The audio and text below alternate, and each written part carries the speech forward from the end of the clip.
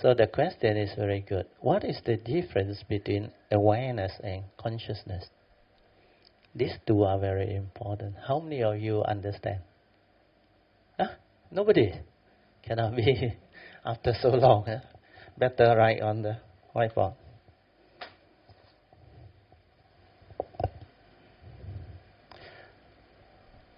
What is the difference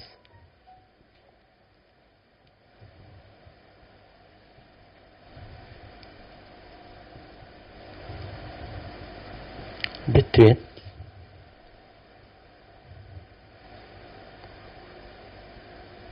awareness and consciousness?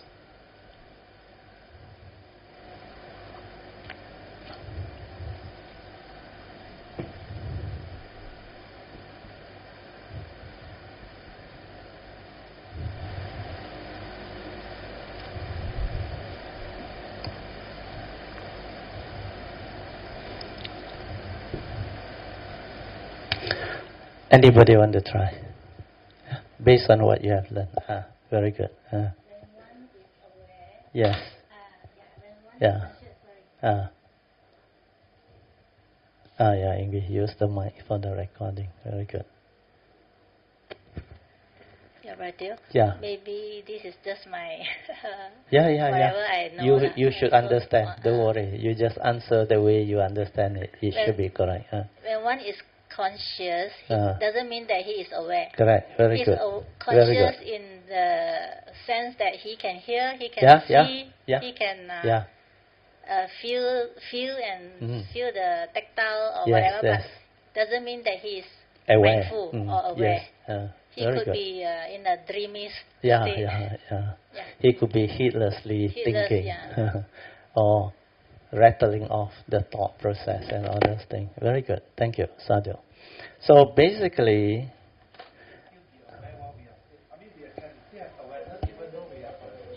use the mic. Adam is like, We can still have awareness even though we are unconscious, right? Because, like, for example, the people said we are in a hospital and then we, like in the operating theater, we can still be aware of our surrounding even though we have already been like put into sleep, and we can still. Are you sure you can? When you are in the unconscious, you are knocked off. What you heard is out of body experience. Out of body experience means the consciousness come out. When the consciousness come out, they actually can see, can hear. They are like aware. But when they speak, the human being cannot hear. And the human being cannot see them. There is the mind that come out. So that one is different. What Eng Bee is trying to explain is the normal meaning of this word. You see, as a human being, we have this conscious moment in life. Conscious means what? When you are conscious of life means what? You are not asleep. You are not in the unconscious or the subconscious sleeping mode. But people who meditate, they can go into the sleeping mode and yet maintain awareness inside. That one is possible. But you have to be very good. That's why just now I asked you, when they sedate you, are you sure you can be aware? If you can, means I sadhu you. You are very good. That one very few people can do. So awareness is an awareness that is within. You are aware of outside. You are aware of whatever that goes on within your form and mind. So that is inner awareness. So awareness got two stages. First stage of awareness is just the normal worldly awareness. The worldly awareness is there is an awareness from inside. You are aware of whatever that is going on. But most people are not aware because when their thought arises, they are lost in thought. They no longer have the ability to be aware. But when you have this training of the mind to be aware, you will always be with your true mind. And the inner awareness is very different. Very, very different. So that one can be aware of your thinking, your thought process, your consciousness, your whatever movement, activity, whether physical movement, mental movement, or even nature's movement. Then this type of awareness, one is the specific phenomenal awareness. It's just aware of phenomena. Means the awareness and the phenomena move as one. The other one, when it's completely silent inside, it is the silent awareness without a center. We call it the spacious awareness. Your awareness becomes one with nature, the oneness nature. It has merged into, you can say, the surrounding or whatever, but actually it's the oneness nature, where there is no center from where it will dwell. It has merged with the oneness. So that is awareness. Awareness is equivalent to sati. The real meaning of sati is just aware, before the knowing. When you are mindful, the pure awareness, before the knowing, there is sati. That's why a lot of people fail to understand what consciousness is. So consciousness comes from the word conscious. When you become conscious, means when you are not in the sleeping mode. Then when you arise, after you wake up, you become conscious. Conscious of what? Huh? Conscious of life, isn't it? Where you start to live life, isn't it? You start to, like, in activity. So you are conscious of life, conscious of living. And you have these senses in your body that can allow you to be conscious of what you see, what you hear, what you smell, what you taste, what you tactilely feel and think. So this sixth sense door can give rise to the sixth type of consciousness. So in the Mahayana tradition, they talk about the ninth type of consciousness.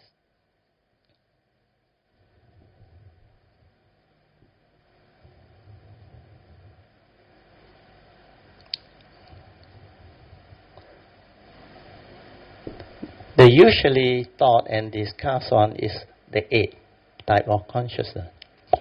Because a lot of this Mahayana teaching, they are like very impressive. They will tell you about the eighth type of consciousness. They always start with the six, 第六色, 第七, 第八. So 6 consciousness, 7 consciousness, and 8 consciousness. But for Theravada, you only know one word, Vijnanam.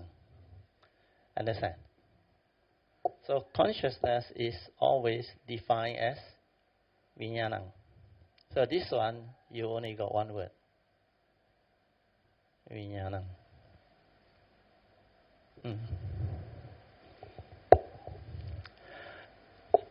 This word actually is very deep in its meaning. That's why when it comes to the aggregates of mind, the Buddha always used Vedana, Sanya, Sankara, Vijnana. Okay? Then there is another word, Chitta. You heard of Chitta, isn't it? Chitta.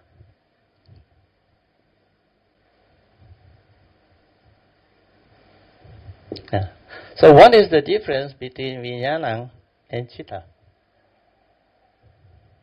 Then there is another word, Mano. Yeah. When the Buddha talked about Dhammapada verse 1 and 2, he always used this word, Mano. Mind is the forerunner of all things. Mind is chief. Then when it comes to four foundation of mindfulness, what did he use? Chittanupassana. And what is Chittanupassana? Mindfulness of what? Huh? No, content of consciousness. Understand? So this chitta is actually your thought. This one is actually your thought. The content of consciousness already went in. This Vijnana, if you check the 12 link, Paticca Samuppada, the third link is Vijnana. First two link is Avijja Paccaya Sankhara. Okay? Then Sankhara Paccaya what? Vijnana. So that is the one. This one is just the consciousness without the content.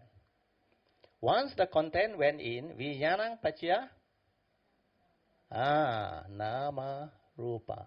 This is the five aggregate of form and mind. This is the one that the Buddha is interested in the Paticca Samuppada. And this is what the thought is all about. This one is the Nama Rupa.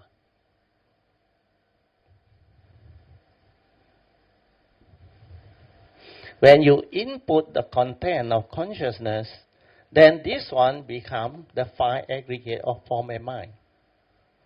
Because from here,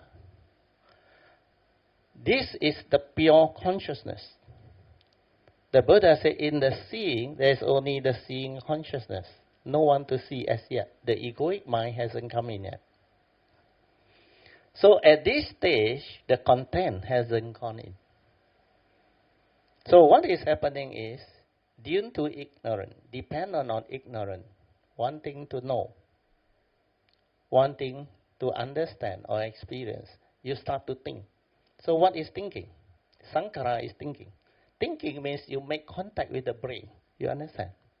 When you make contact with the brain, like the physical experiment, what happened? Mental consciousness light up. Understand? So this is the mental consciousness without its content yet. So this is mental consciousness.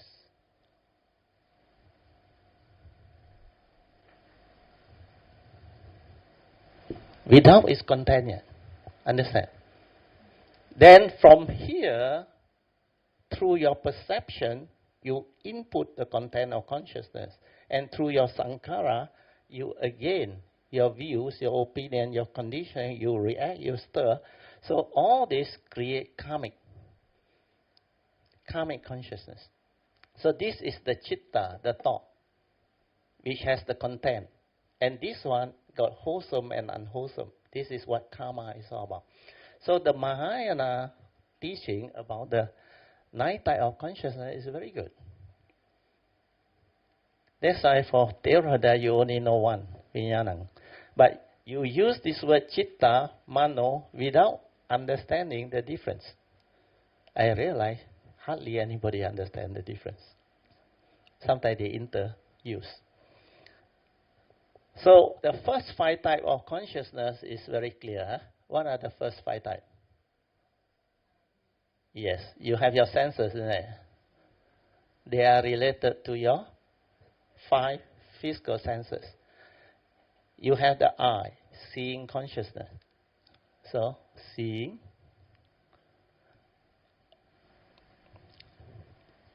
hearing, smell, taste,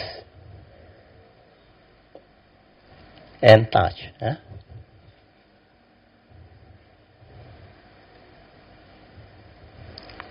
Touch or tactile. Huh? So these are the first 5 types of consciousness. And what is the 6th one? 6th consciousness is what? 6th consciousness is actually sanya, perception.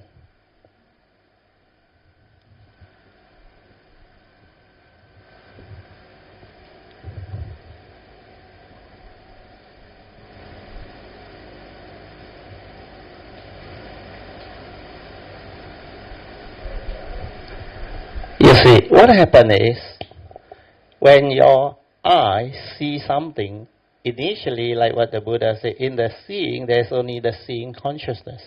No one to see as yet. You understand? That is the pure consciousness. Like the light bulb just light up. It's a nature's phenomenon. So that is the pure consciousness, without the content. The pure seeing, like the baby. The brain got nothing. It cannot input any content because there is no conditioning. No views, no opinion, no learning as yet. So this is the mental consciousness that arise. Then after that, what you do? Like you look at the painting or the Buddha Rupa. Unless your mindfulness is very stable, you can be at the moment of seeing consciousness before the perception comes in. Can you do that? Very few people can do that. Because the moment you see, you perceive, because you are so conditioned. And how do you see?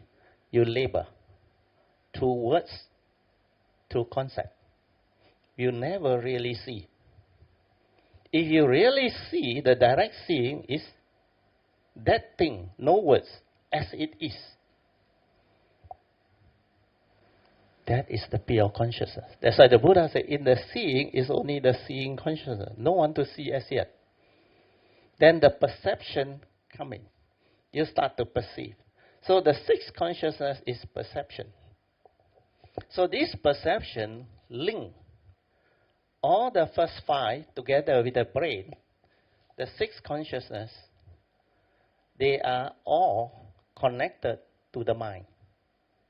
The mind is the common denominator. Understand? So when the mind perceives, this sixth consciousness arise. And perception is the aggregates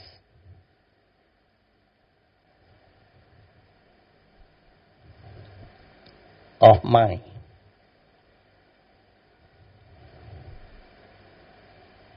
That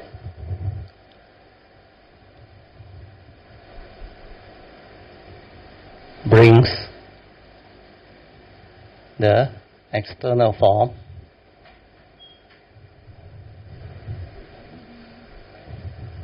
Colin is here. Form into the mind.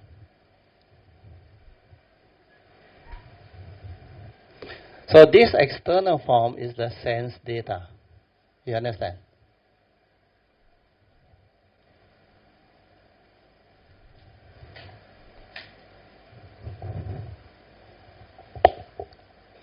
At the moment of perception, that consciousness is the sixth consciousness. Then what happened after that? It's still within the same namarupang. But because we have this brain, the views, opinion, and the conditioning, so this one, before you are enlightened, there is what they call the egoic mind.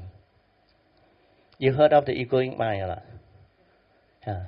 So the egoic mind is actually the seven consciousness. So this is the six, seven consciousness.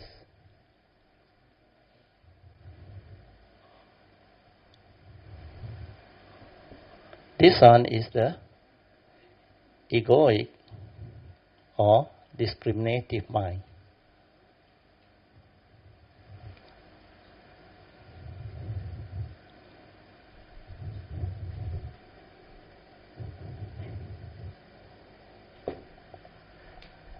After you perceive, what happened? Your conditioning, your brain, your memory, your views, your opinion, your belief system, this will come out and act. And this is egoic. Why? Not enlightened yet. Understand? And because it's egoic, it's discriminative. It will develop discrimination, like and dislike, pleasant and unpleasant. That's why your mind stirs. This is how you create mental hindrance. Every moment of consciousness, when you see something, you tend to stir your mind because there is preference. You discriminate, like and dislike, pleasant and unpleasant. So throughout the day, every moment of seeing, hearing, smell, taste, tactile, and even the thought process, you react and stir your mind. What is happening to you is you are creating mental hindrance all the time until it becomes habitual. You understand? So this is what habitual tendency is all about. When habitual tendency develops, it becomes latent. We call it latent tendency, anusaya. very latent. Because like automatic already. Immediately see, no need to think. Straight away, you will react. Automatic. It's like reflex action. Because you are so conditioned. So this 7 consciousness is the one that creates the karmic thing. You create karmic during this time. But the intensity depends on the full movement, which is the 8 consciousness.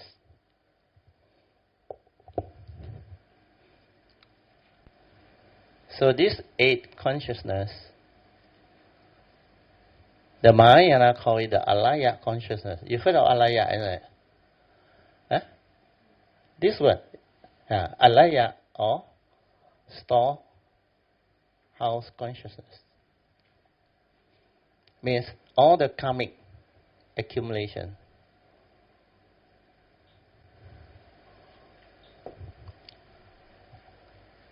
So this 8 consciousness is actually the result of the 7 consciousness. So this 7 consciousness is like an organ.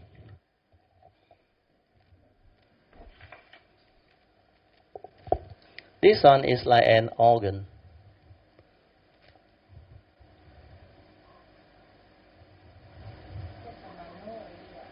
Wait. Correct spelling or not? So this is the organ. You know why it's the organ? Because the perception brings in the external sense data. You understand? Then this external sense data trigger this organ to manifest the 8 consciousness. You understand? But this one, even though it's the organ, is the one that creates the discriminative view. So this is the one, down here, sorry. So this egoic or discriminative mind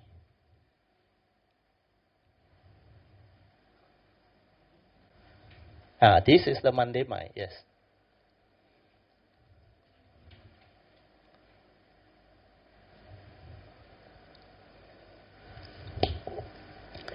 This is the one, even though they call it like the organ, very easier for you to understand. Perception bring in the external sense data, okay? So upon contact of the mind, because this one is thinking, you heard of this word concocting or not? Sankara sanya. You know what is Sankara sanya? Sanya is perception. The moment you perceive, you think. The moment you perceive, you think. So you create concoction of the mind. Concocting, sorry, not concoction. Concocting. Ajahn Buddhadasa call it cooking. Like inside there cooking. Perceive, think. Perceive, think. Like a lot of mental concocting. So this is what happened. The 6, 7, and 8 is very fast. Very, very fast. Unless you are mindful, you cannot see them. But when you have stability of mindfulness, you can be at the moment of consciousness, vijnana. You can be even at the moment of content of consciousness when it's input. And this nama rupang, you can see them. The whole chitta, you can see them. Then before you stir the views and opinion, you can also be aware of your mental movement. That's why you will come to understand why the unenlightened living being, they act according to memory. Acting according to memory is not acting at all. Because that is the only instrument you know how to act. Most of you act through what? Your views, your opinion, your knowledge, and your memory. Isn't it? That is the only instrument you know. But after you understand the Dhamma, you're supposed to have wisdom. Understand or not? Dhamma understanding. That's why you have to act according to, acting according to, understanding or wisdom is the true action. But how many of you can act that way? Because your first and second turning wisdom, yoniso manasikara, initial wisdom, not stabilized. That's why it cannot come out and prompt you, and you cannot act. You straight away retreat from memory. You act out what? Your fear, your phobia, your worry, your anxiety, your delusion, your selfishness, your egoic mind, which is discriminative. You will start to see all this at the beginning of your cultivation, where your daily mindfulness comes to be. You start to see all this. That's why you will straighten your view. You will not do that anymore. Because that one all bring about the wrong thought. And what are wrong thought? Thought that condition your fear, your worry, your anxiety, your sorrow, your lamentation, your insecurity. And all these are suffering. That's a wrong thought makes you miserable. That's the reason why the teaching, the Buddha said, you must have right thought. Follow Noble Eightfold Path. Born of right view. What is right view? Right understanding. Wisdom. That's why you have to act according to understanding or wisdom. And that is true action. Means you act following Noble Eightfold Path. Start with right view, right understanding. Then you act. And there are three major areas of right understanding. Right understanding or right view in regards to the law of karma. That's how the advice of the Buddha come about. That's how his teaching come about. That's how the precept comes about. And that's how the Noble Eightfold Path comes about. The whole thing. Then the second is right view in regards to how you function as a human being. Paticca Samuppada. Citta Niyama. The nature's order of mind. How the mind actually functions, following the dwelling. And the third right view is with regards to the essential Dhamma, all of truth, Dhamma that the Buddha teach. That's why it's called Dhamma Niyama. So these three, Karma Niyama, Citta Niyama, and Dhamma Niyama are very powerful, very important. So these 6 and 7 and 8 consciousness is nothing more than our 5 aggregate of form and mind. You understand? The moment the 6 consciousness come about, this is still pure perception. Understand that? It's still pure. No discrimination yet. But the moment you act according to your views, opinion, and your conditioning and your belief system, that's when that discriminative mind, the egoic mind, surfaces. And this is where the problem starts. This is where all the wrong thought, the discrimination, the stirring of the mind, the reaction. Because this one is without wisdom before you are enlightened. But the moment you are enlightened, even Sotapan, they will have the right understanding. The first 3 factors is already severe. They already know that this form and mind is not real, not permanent. Not a permanent, unchanging entity that you can cling on to and hold on to and say, this is me, this is I. That's why this ego, the egoic mind, they have been attenuated until like it has the understanding that there is nobody inside there. It will understand anicca, dukkha, anatta. That's why when you are a Sotapan, you are already very, very safe. But at the 7 consciousness, there are still other factors that can affect them. Like the Sotapan, they still have sensual desire and ill will. There is still craving, there is still desire, there is still dislike, aversion, but not strong. Not strong. The moment they become Sakadagami, is attenuated. It's more or less very, very little left. That's why the moment they become Anagami, sensual desire and ill will is completely ripped around. Then during that time, the last factors, they still have to work on it. Until finally avijja also gone. Mana, avijja, restlessness of mind, attachment to form jhana and formless jhana, all 5 rooted out. The moment it's rooted out, then this discriminative mind, no more, because they become pure aggregate. You know what is pure aggregate, isn't it? Non-grasping. Non-grasping. Means there is no egoic mind to grasp and cling at feeling, cling at what you perceive, cling at what the mental activity or sankhara, mental state, that is being conditioned into.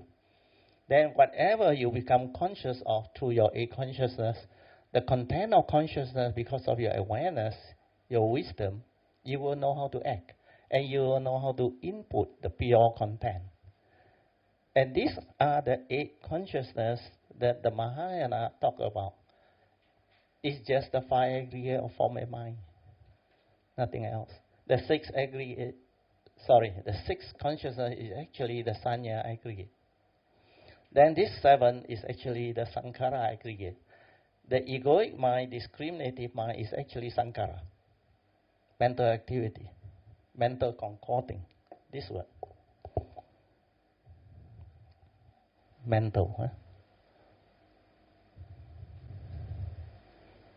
This movement is very active when you are heedless. Before you develop the ability to be aware, mindful. And you cannot see all this because this one like very fast. Split second, you already get angry. You already become emotional. You want to hit out already.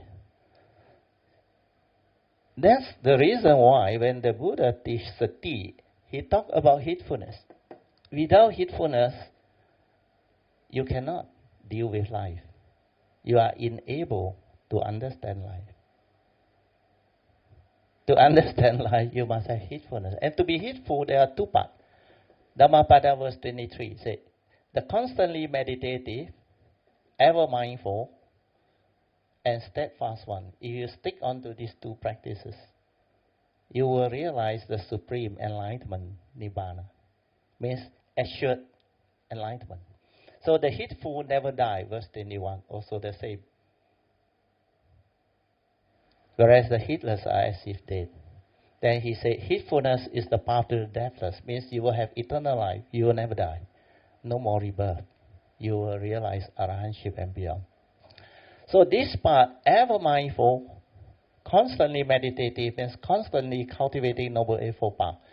You combine these 2, you are heedful. And this one is in the midst of life. You have to be heedful, not only when you are in a retreat, in a form of meditation.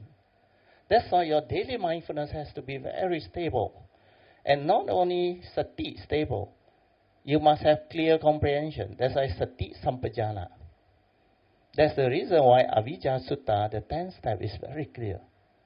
The Buddha mentioned in the Avijja Sutta, you go to our website, it's all there.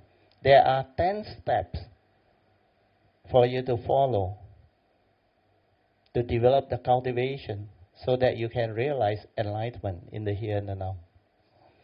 And the first step, actually the first 3 steps, all kayanamita you will have. Yeah. What is the first step? Yeah? To have noble friends or kayanamita, spiritual friends. If you are kayanamita, you don't have dhamma friend, something wrong already. True or not? You have a lot. Yeah. But 2 types, kayanamita. One is just normal dhamma friends who walk the path of dhamma. To cultivate. To progress along the path of Dhamma. The other one is Dhamma friend that has the Dhamma. That one is more difficult to find. Like just now Eng Bee said, noble friends. This one that has the Dhamma, they can really guide you and teach you. They can really show you the way. So, the first step, all kayanamita will have. Second step also you will have. Why? Because you got Kayamita, you know when got Dhamma session. Like our case, we got Tuesday, Thursday, Sunday. Then even you got Dhamma talk in the temple, I always say. So listening to the Dhamma is step 2. And listening to the Dhamma is very important. Step 2 is the most important. It's from step 2 that you develop step 3 and step 4. What is step 3? Huh?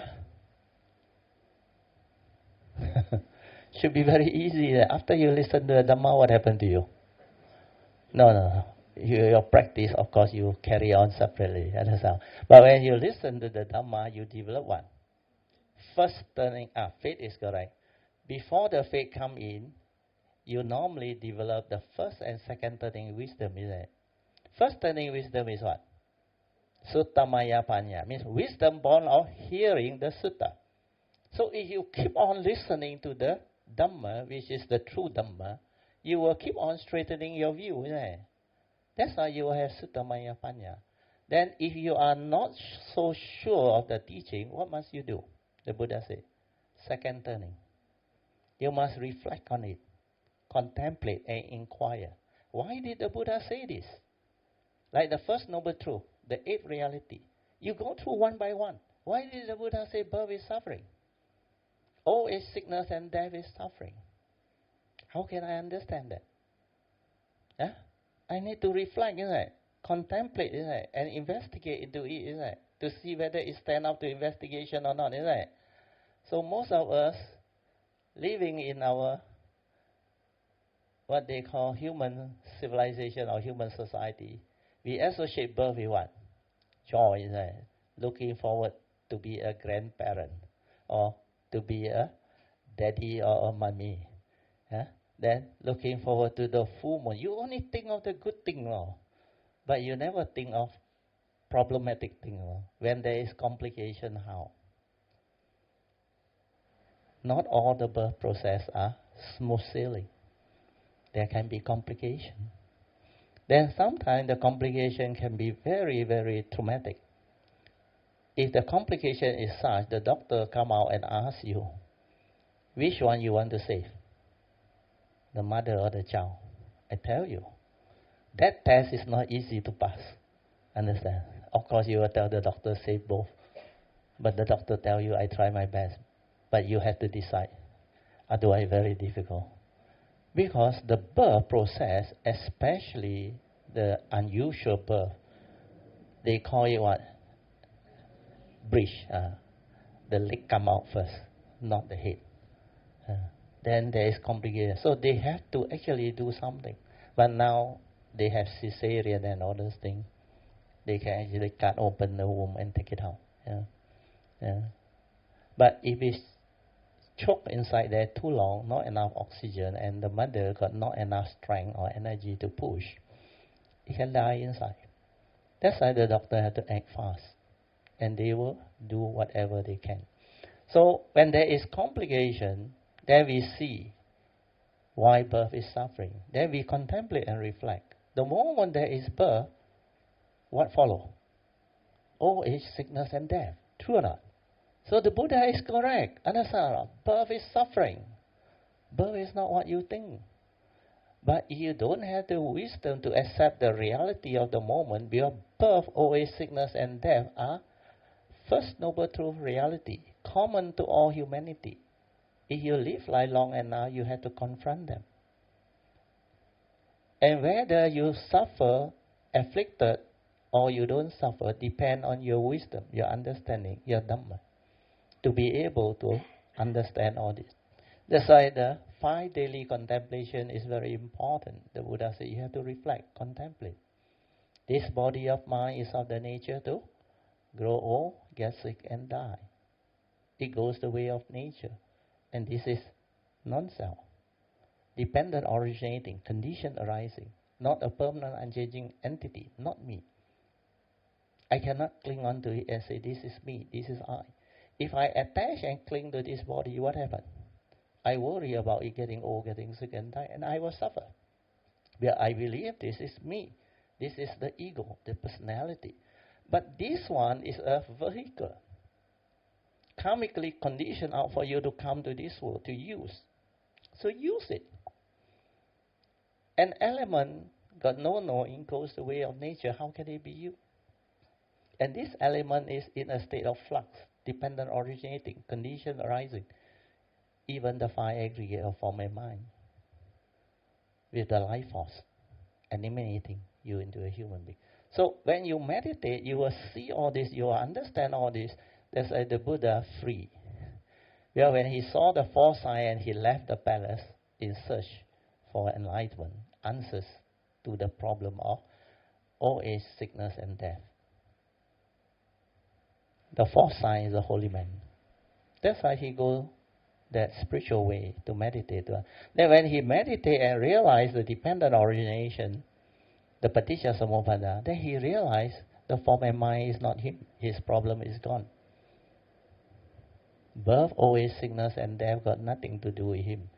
It pertains to the form and mind, the human being. And that one is not him. Where he realized his true nature, he went into cessation and realized Nibbana. That's how he free. So this is the understanding that can unfold. So when you listen to the Dhamma, you will develop a lot of contemplative wisdom. You start to contemplate, reflect, then you investigate. And when it stands up to investigation, your faith becomes very strong. Step 3 is faith in the Buddha and his teaching become very strong. That is step 3. That's why listening to the Dhamma can bring about the first and second turning wisdom. And this second turning wisdom is after you have reflected, contemplated, and investigated, that is stand up to investigation, what happened? Your understanding starts to stabilize and you become very confident. Then you can start to assimilate this understanding into your nature. That's how yoniso manasikara come about. Initial wisdom, born of first, second turning wisdom. Suttamaya panya and chittamaya panya. So when this one stabilizes, you will have this yoniso manasikara. Then the next time when you fall sick or get old or about to die, that understanding will surface. This form and mind is impermanent, dependent originating, condition arising, not a permanent and changing entity, not you, non-self, empty. That's why the understanding straight away will free you. Because this body is not me. Go the way of nature. Of the nature to grow old, get sick and die. So, let it be.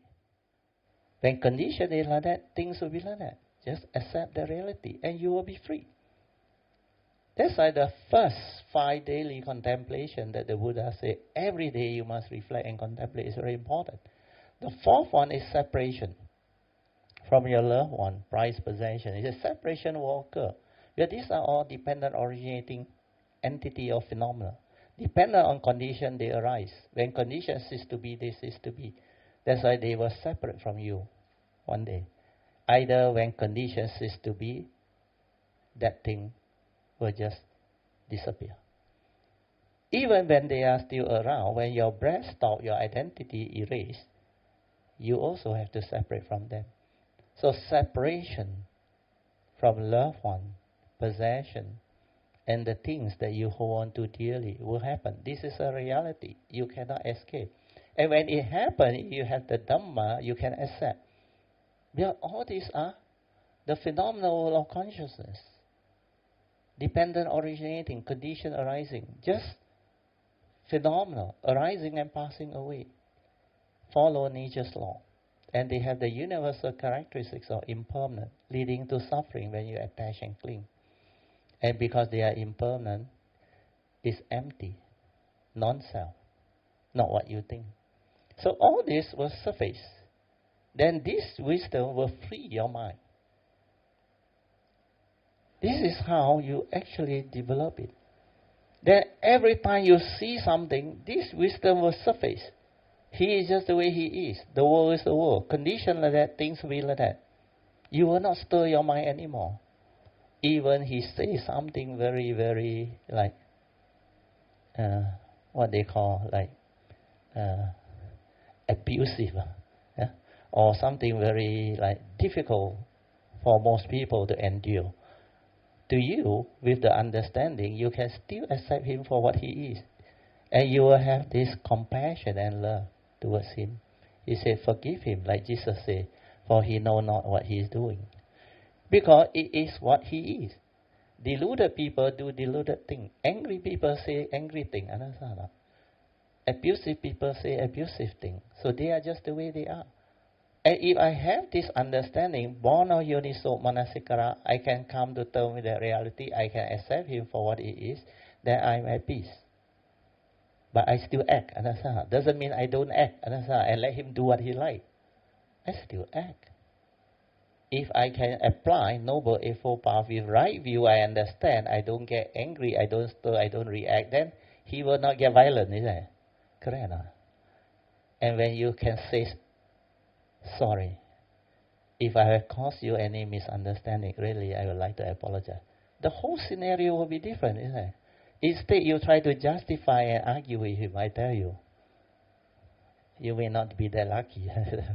You can get into big trouble. So, why not develop the right speech, the right action to resolve things amicably? If I cause you any misunderstanding or harm, I'd like to really apologize. I'm really sorry.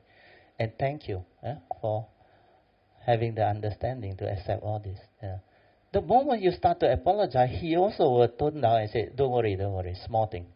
I also at fault. And then resolve amicably. Otherwise, I tell you, if you hit his ego, he is going to be more and more angry. Because he is still deluded, heedless. And he don't have Dhamma. You don't expect him to be like an angel, ever ready to forgive you. So all this is part and parcel of the teaching. So the Buddha said, after you listen to the Dhamma, you reflect, you contemplate, you develop the first and second turning wisdom, then you put it to test, it stand up to investigate. Step 3, the faith in the Buddha and his teaching is there. Then step 4 is, you have the initial wisdom, yoniso manasikara, the Buddha said. It's in the sutta, you go and check. And when you have this yoniso manasikara, you know what will happen to you or not? You become less reactive. Your mind, in the midst of life, because of this wisdom, you will not stir and react to sense experience like before. That's why you will have more equanimity. You will have more understanding. You are more at peace with whatever arises within life.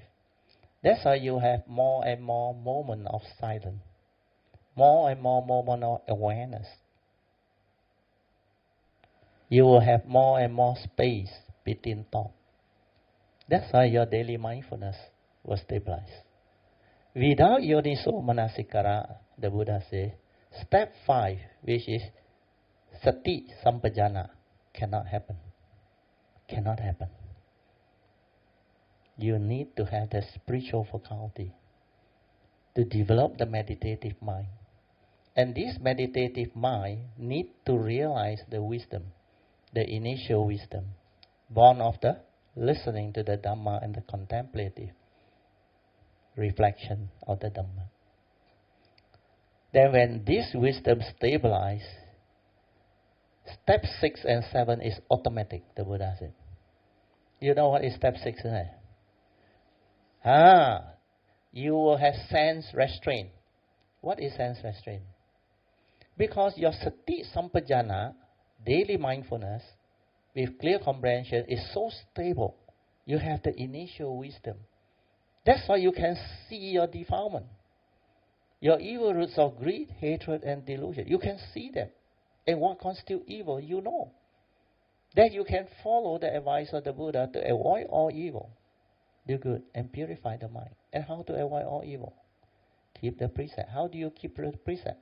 I undertake the training rule to abstain from all this killing, causing harm to fellow being, lying, all this with the evil root there. The evil root behind the breaking of precept is very clear to you. Who will kill? Who will harm? Violent people, angry people, deluded people, selfish people. True or not? The evil roots are all there. That's why you can see your subtle craving, your subtle desire, your subtle ego manifesting, wanting to be right, wanting to argue. So all this you start to see These are the movement from your anusaya inside, latent, that they are very latent. They are always waiting to erupt. Even the asava. You know what is asava? Very strong, like defilement. Very strong, active inside there. And the other one is kilesa. You heard of these few Pali words, kilesa, asava, and anusaya. All this come about because of your daily life. You don't have daily mindfulness. You are not heedful. You are heedless. And heedlessness leads to all these mental hindrances that make your behavior so habitual. That's why it develops into habitual tendency and it becomes very latent inside there. Then when it becomes very latent, it's like asava, waiting to erupt only.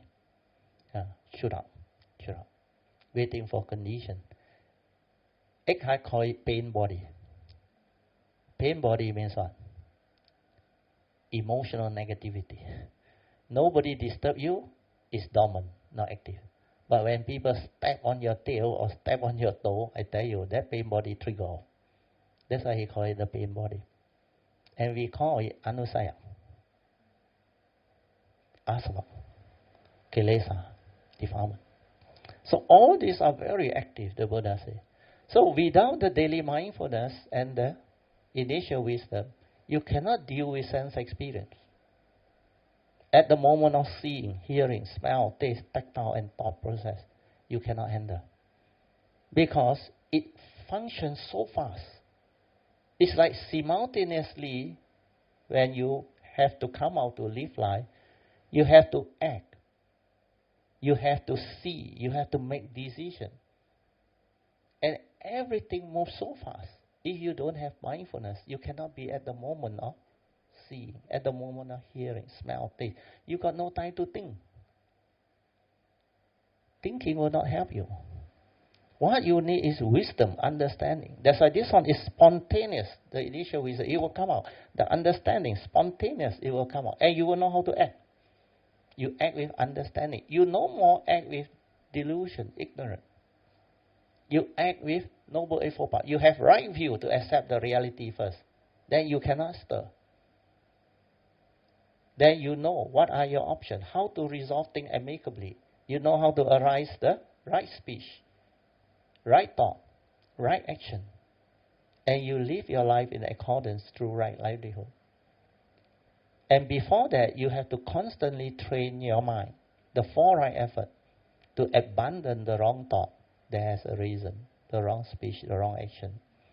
Then later on, when the initial wisdom arises, you can arise the second right effort to prevent them from arising. When you can prevent them from arising, means you have sense restraint already. You know already. These are wrong thoughts that condition the evil root, make you evil, cause you suffering. Just like straight away it will subside because of the wisdom, the understanding, the initial wisdom. So sense restraint, when you can do that, your precept will be in order. You will not make mistake. That's why the Buddha said, after this step 6, the step 7 will arise. And what is step 7?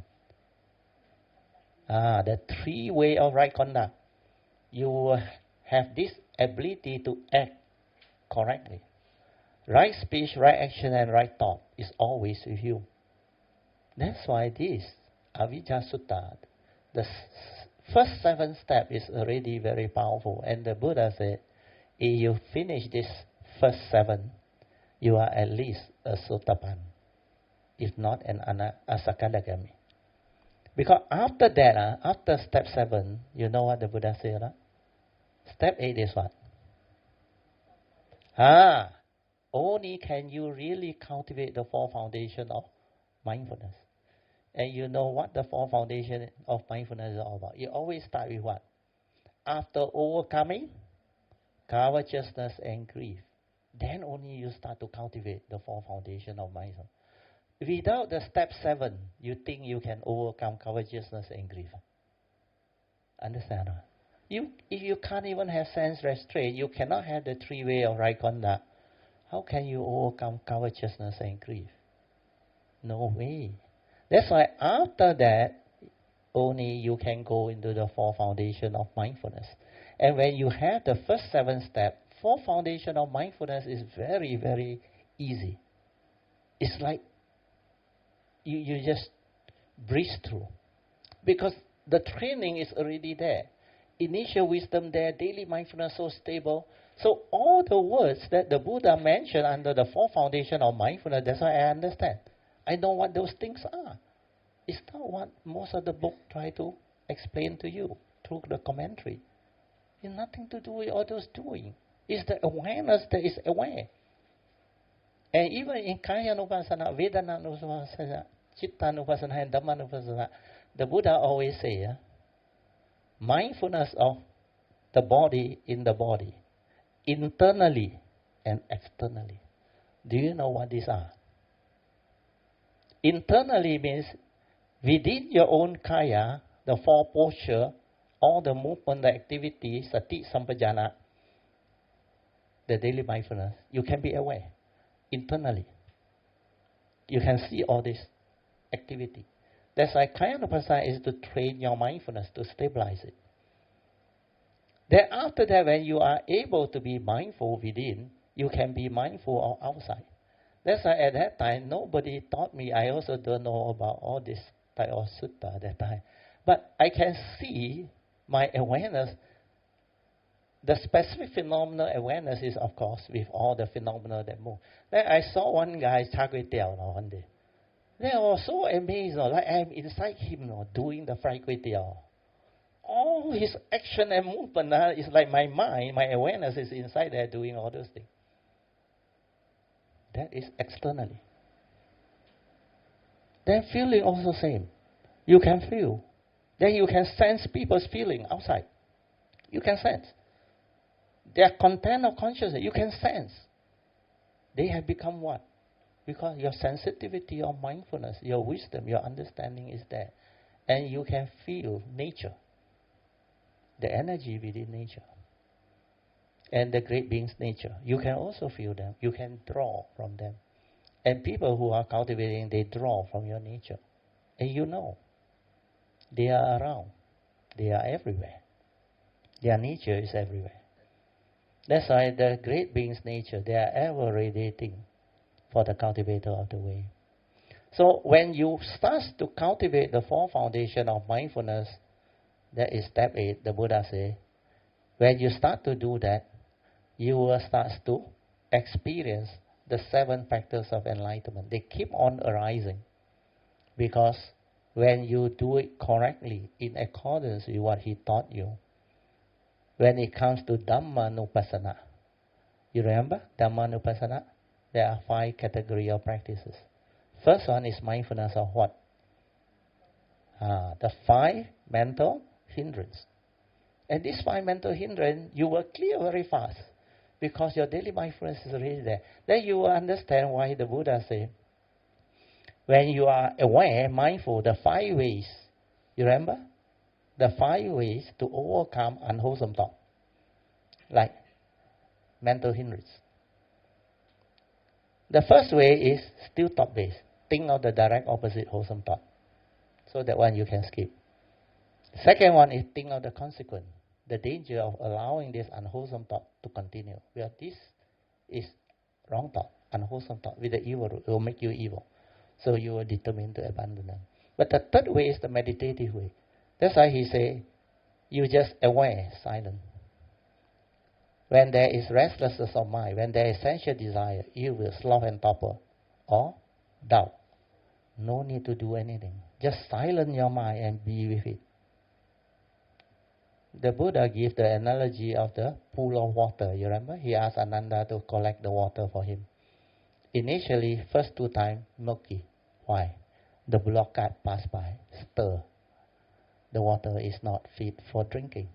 But at night he went, the water was clear. Then he took the water back with joy, and the Buddha asked him, what have you learned? The Buddha later explained to Ananda, see, when the blockade does not go across, you let it settle long enough, what happened? The sediment all settle. Clear water. You can drink.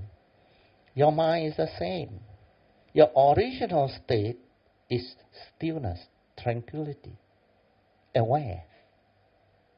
All this so-called anger, hatred, emotion, sankhara activity, feeling, perception, consciousness, and sankhara, they are all not intrinsic. So when you feel something, you say, like when you get angry, emotional, or restless, or sensual desire arise, he said, you just silence your mind and stay with it. Then what happens? It will settle down there. The mind will settle down. But these are dependent originating states. It needs condition for it to continue to be angry or continue to be lustful or with anger and all those things. But because you silence your mind and don't do anything, just let the awareness be, then all this, when the condition is no more there, it will settle down. The sankhara will slow down. The emotion all will slow down and disperse. Then you realize the true mind again. Then finally you realize the original mind, the silent mind, the awareness within. Then you realize there is peace, there is tranquility, there is stillness, there is no more agitation, no more stress. Then you come to know, like the Buddha said, the mental hindrance, let's say sensual desire or ill will, you will come to know how the unarisen sensual desire come to be. How do you come to know? Well, it's through one of your senses. Before you get angry, there was no anger. True or not? How do you get angry? When people say something you don't like, or when you recall something that make you unhappy. So it's through one of your senses. That's why you will come to know, the Buddha said, how the unarisen mental hindrance come to be. Then when you meditate through the third way and the fourth way to trace the origination factor, then retrospectively reverse it, you develop the understanding to understand how this arisen mental hindrance ceases to be. So you know how the unarisen one arises, then you know how the arisen one ceases, means you know how to free your mind. Then after that, when you already have that wisdom and understanding and you straighten your view, you will come to know that in the future, this mental hindrance will never arise again in you. That is what the Satipatthana is all about. That's how you meditate. Not according to what you read in the commentary and all those things. You're just silent, aware. Then through the daily mindfulness, mindfulness are what? 6 internal sense bases, 6 external sense bases. That's why after you develop mindfulness of the 5 mental hindrance, you move on to mindfulness of the 5 aggregate of form and mind. You see all these aggregate. Rupa, Vedana, Sanya, Sankhara, and Vijnana very clearly. Then you can be at the moment of feeling, at the moment of perception, at the moment of even Sankhara activity, before it starts to concord and move, before it even stir, react, or think. It's like slow motion inside there. It cannot move. Your mindfulness is so stable, your wisdom, it can just stay there. I still remember, at the moment of contact, of course no sound, it stayed there. It didn't move. That's why upon contact, craving arise, or feeling arise. There got such thing. When you release it, then feeling arise. The content of consciousness went in. Then because you lack wisdom at the moment of sense experience, feeling will condition craving straight away. You cannot cut a feeling. Without wisdom, you cannot cut. You cannot free. You cannot stop that movement from feeling to craving. It's automatic. That's why I realize without this yoniso manasikara wisdom understanding, cannot act. Totally cannot act. And when you have them, this one just come out and prompt you, and so fast, straight away it free you. That's why feeling become pure feeling, and you can laugh at it. You know, cannot move already. That's why the whole cultivation is so different. So this 5 aggregate of form and mind mindfulness, you will also go through. Then after that is a 6 internal and 6 external sense bases. This one, if you do the 4th way, you will be doing the Mindfulness are the 6 internal sense bases and 6 external sense bases. This is how you trace the origination factor. How did anger come to be? How did fear come to be? How did restlessness of mind come to be? Sensual desire, ill will, and doubt, even sloth and torment. So when you stay with it, it will cease to be. Then you start to understand the Dhamma. You start to understand that this form of mind is like the physics experiment. Nature's law. Upon contact, it triggers our consciousness.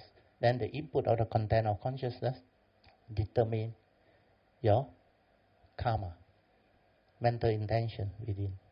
So all this you start to see. Then you start to understand. Then when you understand all this, the next mindfulness, Dhammanupassana category of practice is what? Mindfulness or what? 7 factors of enlightenment. You remember? This is step 9 in the Avijja Sutta. So when you cultivate the 4 foundation of mindfulness, by the time you reach there, the 7 factors of enlightenment keep on arising. Where you would have finished Kaya-nupassana, Vedana-nupassana, Chitta-nupassana. Then now Dhamma. And the Dhamma you have come almost the full way. The last one that you haven't done is the 3 turning of the Four Noble Truths. But before the 3 turning of the Four Noble Truths, you must have reflected and contemplated under listening to the Dhamma. That's why you have done part of the mindfulness of the Four Noble Truths already. Then when you cultivate the 4 foundation of mindfulness, it's all about direct seeing with the silent mind. Bhavana Maya Panya. That's why that one is very penetrative. That's the reason why by the time you move into Dhammanupassana, you would have understood all those things. Then the 7 factors of enlightenment keep on arising. Sati, Dhamma Vichaya, Virya, Piti, Pasati, Samadhi, and Upeka. All this will arise. Then you know you are on the right path. You know you are destined for enlightenment. That's why the step 10 is enlightenment in the here and the now. So the Avijja Sutta has all the components there. And it's very, very clearly highlighted. And you know what is Avijja and ignorance? So the Buddha purposely spoke this sutta on ignorance. They got the ignorance cycle, how you fall. Then how from the enlightenment cycle, you reverse it. That's why you have to go through all this. That's why he always say, Kayanamitta is 100% of the holy life. You remember he told Ananda? At first Ananda told him 50%. He said, no, Ananda. Kayanamitta is 100% of the holy life. Because without Kayanamitta, I realize you cannot find this way. All of the great beings, they are your great Kayanamitta. Do you know that? The Buddhas, the Bodhisattvas. Without them, you cannot find a way, I tell you. Without the Sammasambuddha with the Sasana, I tell you, not easy. Unless you are a Bodhisattva with a vow. Otherwise, when the Sasana, the window is no more, you cannot find a way, I tell you. Only very, very few, they call it the Pacceka Buddha. And this Pacceka Buddha also must have cultivated before, otherwise they cannot become Pacceka Buddha also. They will become Pacceka Buddha during non-sasana time. So these are the understanding. So I will have to finish off the 9 one. I didn't explain the 9 one. So 8 one, you know, this one is every moment when you have a sense experience, then you perceive the 6 consciousness, then this 7 consciousness is the egoic mind and the discriminative mind when you make mental concocting inside that. So that one is like your internal organ. The organ that trigger off the 8 consciousness. And this is the one that has this content, which has karmic implication. But when you have wisdom, this egoic mind, discriminative mind, no more. You know why? Because sankhara become pure aggregate. No more grasping. That's why no more egoic. No more discriminative. Then the 8 consciousness become pure consciousness. There is no more greed, hatred, and delusion. That's why the Arahant is no more ignorant. That's why they cannot have rebirth consciousness. They will die realizing parinibbana. They will not take rebirth, born or ignorant. So this 8 consciousness, they call it the alaya consciousness or Storehouse consciousness, where they want to widen the scope. Indirectly is karmic consciousness.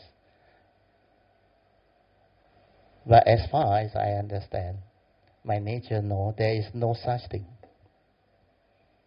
There is only karmic nature. You understand? There is only karmic nature. And everything is recorded in the karmic nature.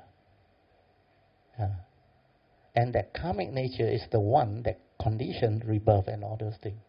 And decide on your karma and all those things. That's why the Buddha said, the moment you are born, the form and mind come. You are born of your karma, heir to your karma, conditioned and supported by your karma. You are what you are because of your karma. So karma, you have to be very careful. You cannot play a fool. Because the moment you are born, it follows you. And you are heir to everything that karmic nature do. That's why you don't take care of karma. Karma can never take care of your life. Because your life depends entirely, 100% on karma. You are born of it, heir to it, conditioned and supported by it. And you are what you are because of that karmic nature. So take care of the karmic nature. And how to take care of the karmic nature? Cultivate the 10 steps. At least until step 5. When you hit step 5, 6 and 7 is more or less automatic. Sense restraint means your precept is well kept. Your karmic nature is well taken care of. Then the 3 way of right conduct, you have noble evil path already. Right view leading to right thought, right speech, right action. And by then, your 4 right effort you would have cultivated early on. Otherwise, you cannot arise the 3 way of right conduct. So all these are linked. The whole teaching is linked. Then the last one that the Buddha talked about, the 9 type of consciousness. So no place to write. Where to write? Down here. So the 9 consciousness. This one very easy to understand. What is this?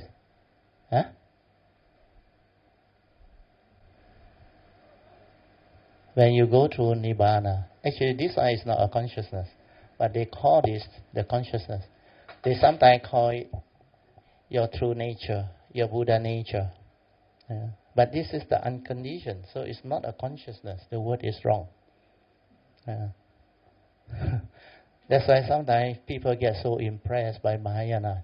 They say, you Theravada, you one type of consciousness only. We got 9, Then they will tell you, you know what is 第6色 or not? 第7色, 第8色. Actually, it goes back to the 5 aggregate of form and mind. Nothing more than that. It's just that. You know why I can understand this? Because when my mindfulness becomes so stable, I saw all this movement inside my mind.